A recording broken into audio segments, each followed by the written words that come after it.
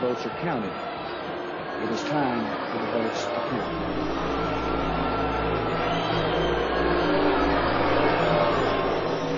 I wish to point out that our American democracy has triumphed once again.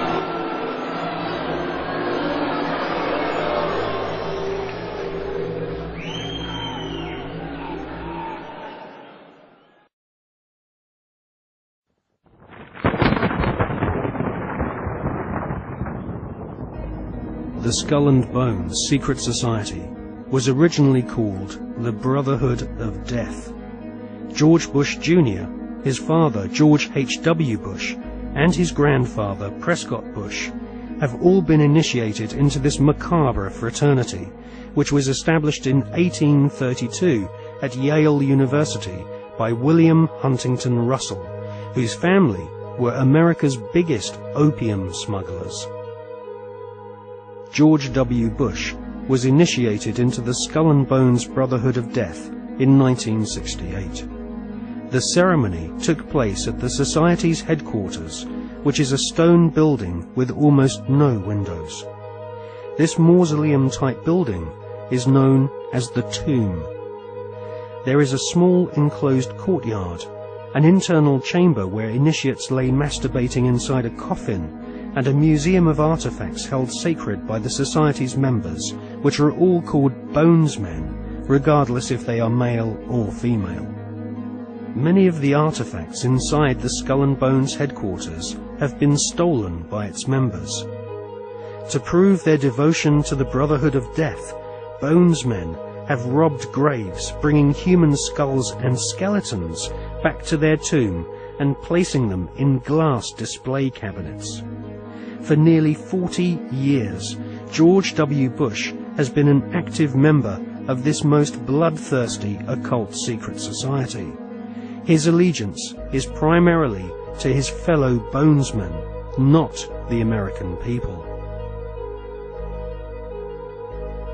In order to prove his devotion to the Skull and Bones, Prescott Bush, grandfather of George W. Bush, savagely desecrated the grave of Apache Indian chief Geronimo. Prescott Bush robbed Geronimo's grave and had Geronimo's skull placed in a display case alongside the order's other treasured possessions, which include silver tableware from Hitler's Eagle's Nest headquarters in Nazi-occupied Austria.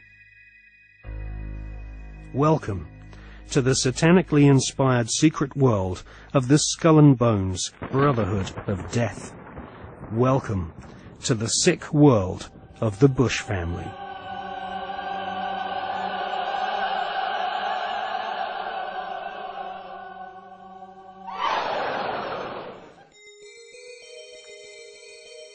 The Skull and Bones headquarters is on the campus of Yale University. Yale is home to several other lesser secret societies, including the Scroll and Key. Alexandra Robbins is an American journalist who has written a book about the Skull and Bones called Secrets of the Tomb. In her book, she traces the origins of this cult, which was funded from profits of the Russell Company in the early 1800s. The Russell Trading Company was nothing more than an opium trading empire, which, still to this day, is the corporate arm of the Skull and Bones secret society. William Huntington Russell had travelled in Germany during his student years and was befriended by a disciple of Adam Weishaupt's Bavarian Illuminati. Upon returning to the USA in the early 1800s, Russell used some of his family's opium wealth to fund the building of the tomb at Yale University. Russell initiated several of his fellow classmates, including Alphonso Taft, who would go on to become the Secretary of War and ambassador to Russia. Alphonso Taft's son became President of the United States, and so a time-honored tradition of hereditary membership of the Skull and Bones Brotherhood of Death was begun. We see this tradition continued to this day, with senior bonesmen encouraging young initiates to marry into each other's families, their sons and daughters following in their parents' footsteps and becoming disciples of this most unholy of orders.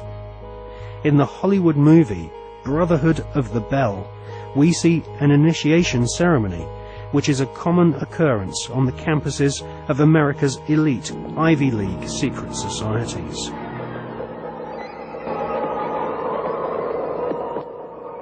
Mr. Patterson, Philip Everest Dunning, Mr. Chad Harmon, Mr. Dunning. Mr. Dunning, the articles and letters of the Brotherhood.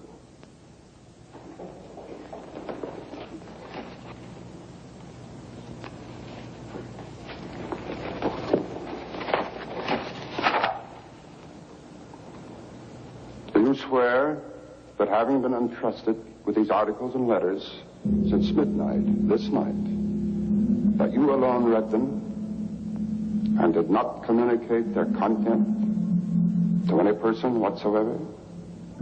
I so swear. Having so sworn, are you now prepared to go forward? I am prepared.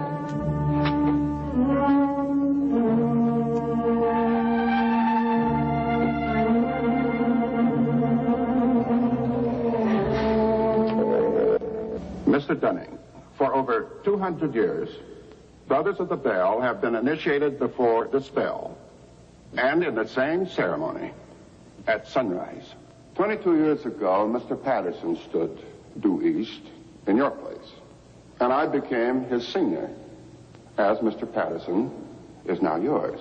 One day, Mr. Patterson will stand due south, and he will induct a Brother of the Bell, and you will become senior. See, in this fashion does the Brotherhood express its continuity.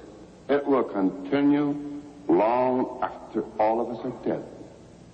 But that continuity depends upon one thing: obedience.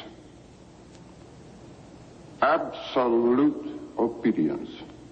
If and when you are ever called upon by Mr. Patterson to pay your due bill, you must comply.